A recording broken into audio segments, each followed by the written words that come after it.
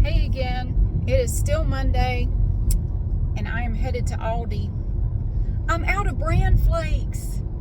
I am upset.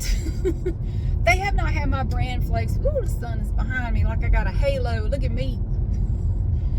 They have not had my bran flakes in like a month and I'm starting to get mad. Like, come on now. Come on. Where are my freaking bran flakes? See, I had a bunch of extra boxes because I've learned to stock up when they have them. Get 4 or 5 boxes because, you know, they may not have any more for a while. They've been out now for, I'd say, over a month. They haven't had any of my damn bran flakes, and I'm getting ill because I have to eat the ones from Walmart. And the ones from Walmart taste even more like cardboard than the ones at Aldi. Cool. I don't know. So I'm going to go see if they have any. I am uploading a video right now going through looking at the candy at Walmart. It actually went really well. It wasn't too loud in there. I didn't have to do a voiceover. I was able to use the original audio, which is nice because you get all the nice crinkles of the bags and all that kind of stuff. So I left in a lot of the crinkles that I normally would cut out. I didn't leave it all in. And there was also a screaming kid in there I had to cut out. I hope I got it all, but there was this one kid in there that was just screaming like a holy terror. I don't know what was going on. This child was screaming like it was being pulled apart. It probably just wanted a toy and somebody told him no. But I wanted to talk to you right quick about something. Somebody asked me a question in the comments, you know, how did you leave the church, the abusive church? I refer to it as a cult. It has not been officially deemed a cult. I think it was. A lot of other people think it was. I'm going to just call it a cult because that's what I think it is. I'm not going to start naming names and shit like that because I don't feel like getting sued or whatever. I feel it was a cult. It was an abusive church. I'm not saying all churches are abusive. Far from it. No. But this one was. This one used people's desire to, you know, follow the Lord or whatever. Used their desire to do that and used it against them. And they had a gimmick like most abusive churches do. You have to do something a certain way or you're going to hell. If you don't do it our way, you will absolutely go to hell. But you know what can go to hell? These train tracks. La, la, la, la, la. Sorry. You got to laugh about it. I mean, it's not funny, but it's either laugh or cry. I mean, it was a very serious part of my life. This cult's gimmick, and I refer to it as a gimmick. Their gimmick was you had to be baptized a certain way. And certain words had to be uttered during your baptism, and it had to be done in a certain way, and it had to be done by a certain person, and they take random snatches from the Bible to prove what they were saying. You have to do this, you have to do that, and if you don't, if you were baptized any other way, if it wasn't done exactly the way we say, you're going to hell. Doesn't matter what else goes on in your life, you're going to hell. Now, I never believed that. That bugged me. Like, really? You really think that Jesus would be that persnickety about it? Like, well, I mean, you lived a good life and you know, you did everything right and blah, blah, blah. But, you know, you let Brother Bob over here baptize you and not Brother John. And I just can't get down with that, you know. I'm sorry. You got to go to the bad place. Bye. Better luck next time. Oh, there's not a next time. Anyway, enjoy eternity in hell. I'm sorry, no. I don't believe that. And I'm not here to get into a whole religious thing. Please don't. For the love of God. I have heard enough about religion. I am not religious anymore. I have not been religious in over 20 years. I am not here to debate theology. Do not even start with me. I don't want to hear it. If you do, I will make you go away. I am serious. We're not here to debate that shit. Believe whatever you want to believe. And peace be with you. I don't care. It doesn't matter to me. You believe whatever works for you. I'm not going to debate it. Anyway, that was their gimmick. You had to be baptized a very, very specific way by very, very specific people. And very, very specific things had to be uttered during your baptism. Otherwise, I guess it didn't take or something. It didn't take. I don't know. They talked a lot about baptism. Baptism was their big thing. That was one thing that they would just go on and on and on about. Baptism. Yes. Lord, I got tired of hearing about damn baptism. All right, God. So anyway, that was their hook. That was their gimmick. We do it differently from every other church. That way, we know it's right because we're the only ones who do it this way. Maybe you're doofuses. I don't know. How does that prove that you're right? I don't think it proves anything. But you take random verses here and there from the Bible, and to you, that proves something. I don't know. Anyway, I'm at the Aldi. I'm gonna park for a minute. I'm gonna just talk to you. So somebody asked me, "How did you leave the church? Did you have to leave in the middle of the night? Did you escape?" It was nothing like that. And I wanna make a point here. From my experience, and I can't speak for everybody that was ever in an abusive group or whatever. Not everything that goes on is exciting. Most of what goes on in an abusive church is very boring. It is not exciting. You don't have like live sacrifices and screaming and, made for TV moments. Life is not like TV. It's not like if you saw a TV show or a movie or something with a cult in it and there's lots of exciting stuff going on. It's not like that in real life. Most of it is very boring, humdrum, like it's not like that. It's kind of like when I would tell people that I was a paralegal, they would automatically assume that I was a litigation paralegal and that I spent a lot of time in court, which I didn't. And they would say, oh, I bet that's exciting. Oh, did you get to see a lot of fights in court? Did you get to see a lot of drama? Like, not one drop of drama. There were a couple of times I helped out a couple of litigation attorneys with some stuff where I had to go to court with them, but it only happened a couple of times. And because of custody issues for 13 years straight, I was in and out of court just as a person, not as my job. I never saw even 1 ounce of drama. There's not, you damn near fall asleep in there. It's very boring. It's a lot of shuffling papers and reading things and testimony that is really not very exciting. It's not like when you see court dramas on TV where it's, every commercial break is a cliffhanger and, no, there's not much of that in court. Court is boring as hell. Court is boring. Am I the only one? If there's anybody else who spent any time in court, whether it's for yourself or for your job, did you find court to be super duper exciting? I'm sure there are moments. There are definitely moments. But overall, it's kind of boring. Just kind of boring. Jeff is flapping in the wind over here. My little air freshener friend. I'm gonna move him. No, leaving the group was not exciting. It wasn't scary. It wasn't stressful.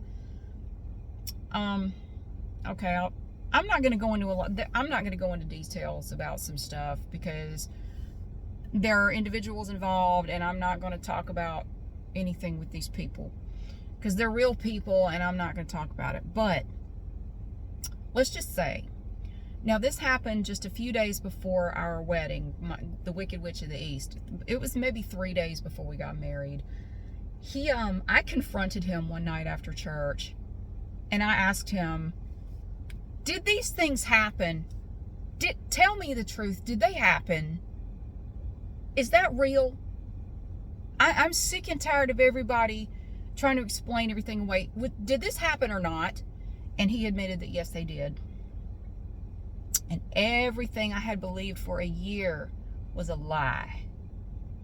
And we were sitting in the Jewel Osco parking lot, and it was late at night. We were coming back from a service, and we were sitting in the parking lot, and I just broke down.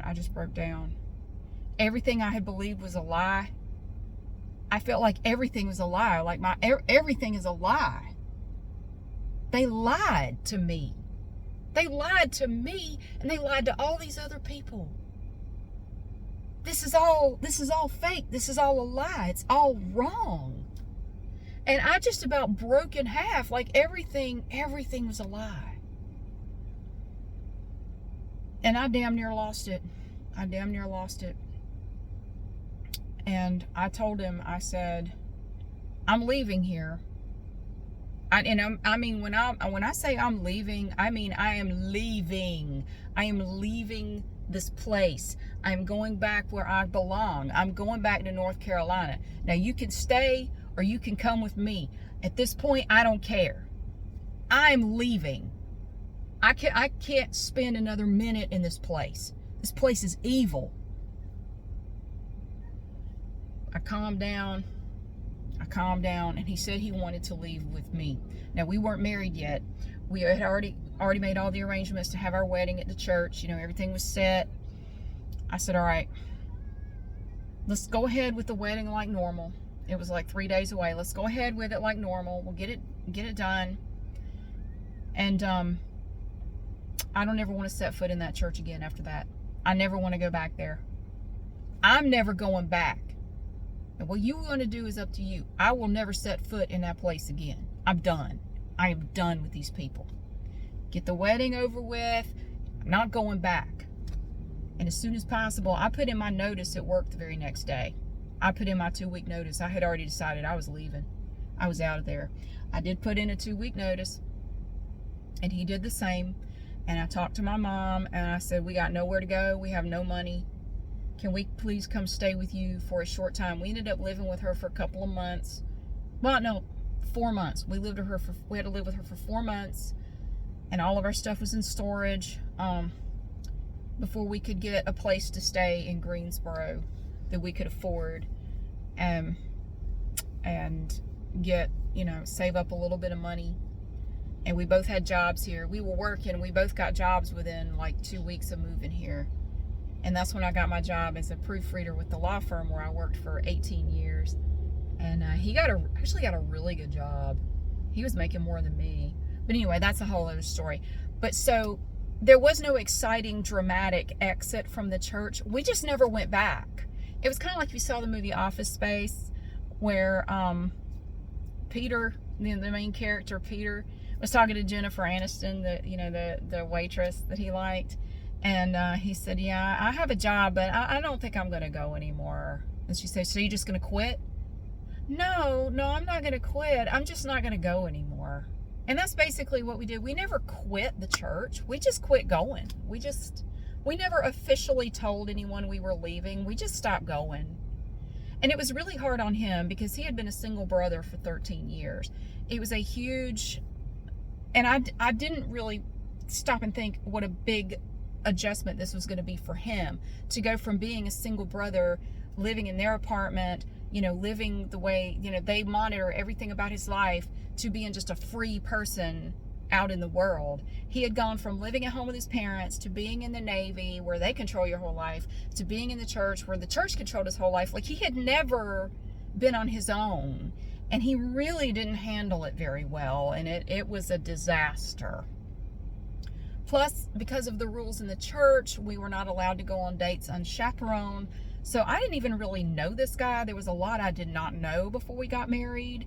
There were a lot of very unfortunate surprises after we got married. There was some shit he lied to me about that I didn't know until after we were married. Anyway, it was that marriage did not last long. But I got him out of the church. I mean, I don't know. He might have been better off staying. I don't know. Who's to say? But I don't think he ever went back. I don't know what happened to him. He left the state. I don't know where the hell he went. But people seem to think that, if you're in a cult and you leave, there must have been this dramatic exit. Probably not, honestly. I think a lot of people just stop going because you don't feel like having that confrontation with them. I didn't feel like dealing with them. Like, I'm just not going to go anymore. I don't owe them anything. I don't owe them a damn thing. I don't owe them an explanation or anything. I'm just not going to go anymore. That's all. It's very simple. I'm just going to stop going. I'm going to work out my notice at my job, and then I'm going back to North Carolina where my ass belongs. You can come with me or you can stay. At this point, I don't care anymore. I don't care. I am so done with this place. I never want to come back here. I never want to see this place again. I want to go back to North Carolina where shit makes sense, because nothing makes sense up here. Y'all are crazy and you have too much snow. Fuck this place. So I scooted my ass back to North Carolina. Thank God. I still remember. God, I still remember the moment we were driving down, and we had this big rental truck, like a big Penske truck, and I was driving my car, and oh God, when we crossed that line coming back into North Carolina, I just hollered. I was so happy to be back. I was so glad to be out of there. And then we had to drive through Greensboro, and it was so beautiful. It was so nice. I was never happier to see Greensboro on a sign in my life. Thank God. I was so happy to be here. I'm so happy. I'm still so happy to be here. I love it. So it might be easy to say, well, if it was so easy, why didn't you leave earlier? It's the same as asking someone in an abusive relationship, well, if it's so bad, why don't you just leave? If you've never been in one, I don't think you can fully appreciate what really holds you there. No, you're not literally tied down or held prisoner. You're not. But you are bound by things that people cannot see. And in the church, it was the same way. They worked very hard to convince you, if you leave this church, you will go to hell. It is not up for debate. You will go to hell. It is a sin unto death to leave this group. Just so you know, I mean, you're free to go. We're not holding you here, but just know, if you do, you're going to go to hell. And if you leave with your family, your whole family's going to go to hell too. And you're going to have that on your conscience because it'll be your fault. Because you pulled them away from the church where they were supposed to be, and now they're going to hell too, and it's your fault. That's how they keep you there. That's how they keep you there. Yeah, you're not literally tied to the church. You're not required by law to go, but you're afraid not to. And it's the same. It's, to me, an abusive relationship is like a two-person cult. It really is. Yeah, on the outside, everything may look nice and perfect, but when you're alone with that person, it can be a very different experience. That person may seem like the nicest person, life of the party. When you're alone with them, they are very, very different. And other people may not even believe you if you try to explain what they're like. They might not even believe you. Trust me, I know what that's like. I just can't believe they would even be, I just can't see them ever treating you that way. I'm not saying you're lying. I just don't think he's capable of that. Yeah, I know. He's very good. The mask that he puts up is very good. He's a very good actor. Yeah, I can see where you would find that hard to believe. He's like two different people. And so they have, abusers have their techniques to keep you around. They may keep you financially dependent on them.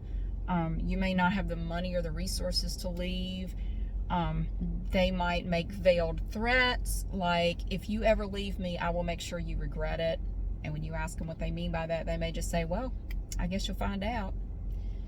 Or if you have children with them, they can say, I'll fight you for custody and I'll get custody. You'll never see the kids again. Do you really want that? There are a ton of different ways they can keep you around. They like to keep you dependent on them in different ways so you can't leave. And the church is the same way. The church makes you dependent on them in different ways. Like the single brothers. The single brothers, most of them lived in apartments that were owned by the church. And as his fiance, my fiance was one of the single brothers. I wasn't even allowed to know where he lived. To this day, I have no idea where he lived. And one of my friends in the church, I think in River Road, I think I called her Sister Drew. That was a real person. Her cousin was one of the single brothers. She was not allowed to know where he lived. She had no idea where he lived. She could only see him at church, and that was pretty much it. She wasn't even allowed to see him anywhere else. Yeah, and so I wasn't allowed to know really anything about him. And if we went on a date, we had to have a chaperone with us. So you don't really get to know the person very well before you marry them. So, yeah, not great. So the single brothers were kept dependent because a lot of them are still in the military, and all of their money goes straight to the church, and then the church gives them an allowance. Like, they get free rent, but basically their whole paycheck is going to the church. And then the church decides how much money they can have to spend. They treat them like children. They really do. And there are several instances in the book, in River Road, that I wrote, that explained what some of the single brothers explained to me. I interviewed quite a few of the single brothers and incorporated their stories into that book. They explained to me what the process was like, because I didn't know, because I had never been through that. The single brothers would have to have meetings periodically with one of the lower pastors, they would scrutinize all their expenses. They had to keep detailed accounts of their expenses, and they would read them out in front of the other brothers. And if there was anything embarrassing on there, they would ridicule them for it. Like if they needed, foot fungus cream or hemorrhoid cream or something, they would make fun of them and then scold them for spending money on something like that. Just anything they could ridicule them for any expense that was considered to be excessive, they would be ridiculed for that and scolded for it.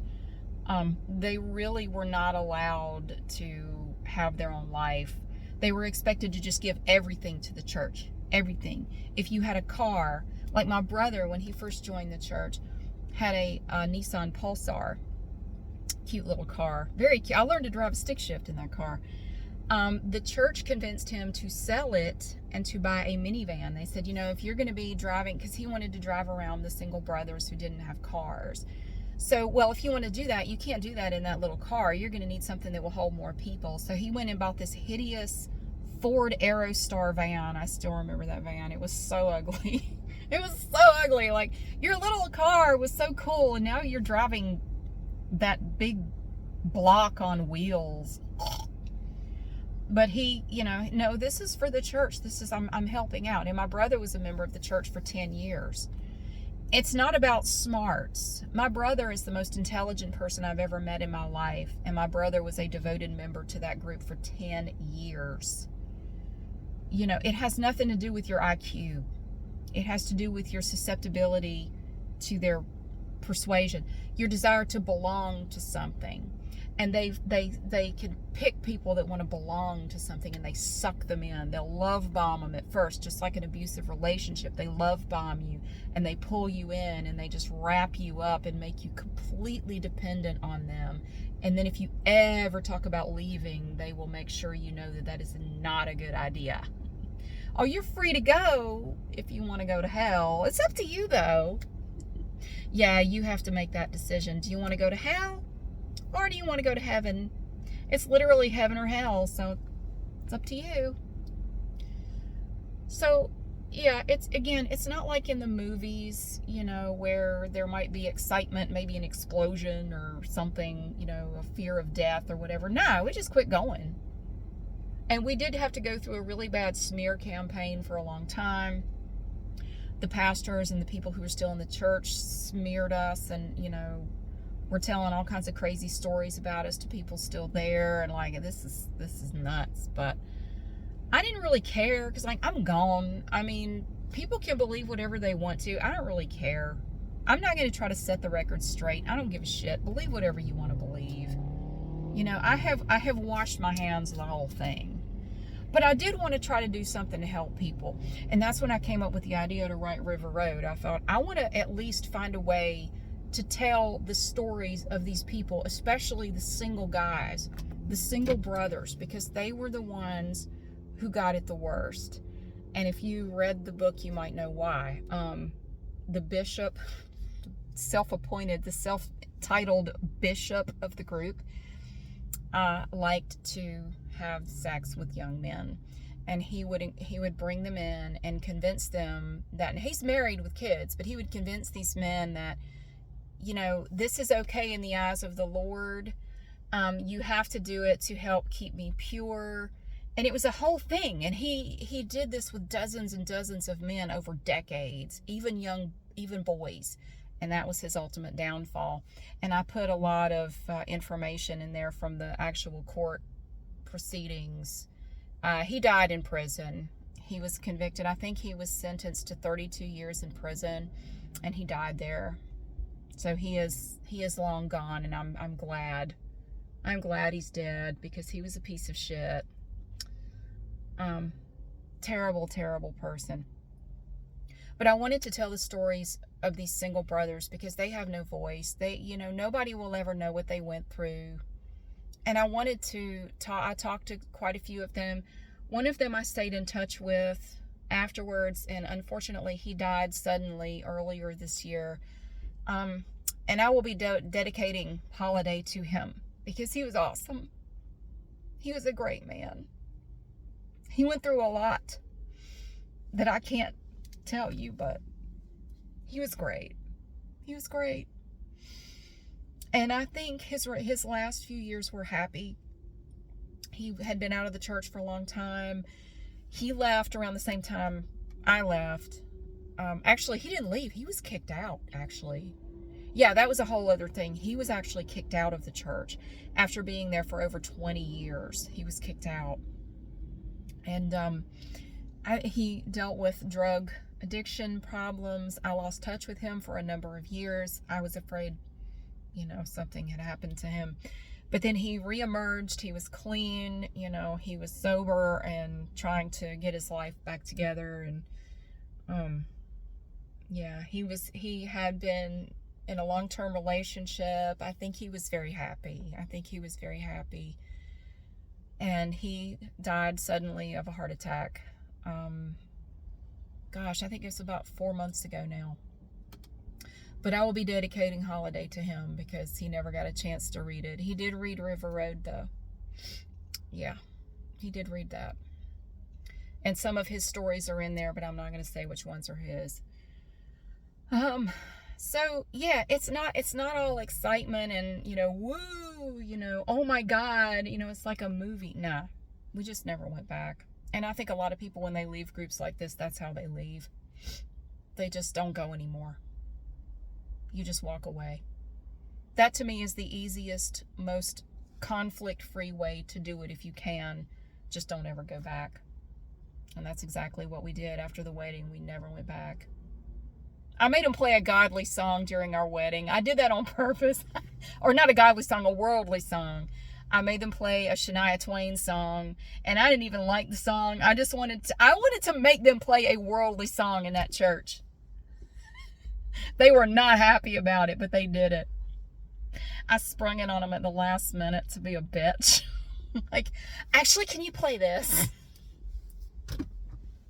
And the AV guy, the audiovisual guy, was like, all right, I guess. What is it? Just put it in. Play it. The pastor was not happy. I could see it on his face. He was not happy. I'm like, I didn't do it, but in my mind, I'm like, yeah, fuck you. I'm out of here anyway. What the hell do I care? Just do the vows, you dumb bitch. Just do it, man. We're out of here. So, it was nothing exciting. It was nothing wow, So, but we got out, and I went on to try to tell the story of the single brothers in my book, River Road. The follow-up book, Holiday, has nothing to do with that. So if you don't like the whole church angle, Holiday might be better because it doesn't have any of the church stuff in it. It's a totally different story. It just has Aiden and Lydia in it, but the story is something totally different. I'm still working on it, by the way. It's very long. It's turned out to be a lot longer than I expected. It has morphed into a whole creature of its own. I do apologize. I'm going to get it done one of these days, and I'm going to have it available for you on Amazon, and I will read it to you as well, just like I did River Road. So I'm going to run into Aldi before they close. I don't even know what time it is. Yes, I'm going to go in here, grab a few things, and, yeah, so now I live an ordinary everyday life where I can go out in sleeveless shirts and shorts. I can say shit and nobody cares. Well, somebody might care, but I don't have anybody at a church wanting to have a meeting with me about it. And I'm just living my life, and I'm enjoying the hell out of it. Maybe I am going to hell, but I don't think it's because of anything that went on. I don't think it's because of the reasons they say. If I'm going to hell, I'm probably going for my own reasons. I'm going to send myself there if I'm going. It's not anything to do with them. But thank you again for being here. It's still Monday. And I will see you again soon.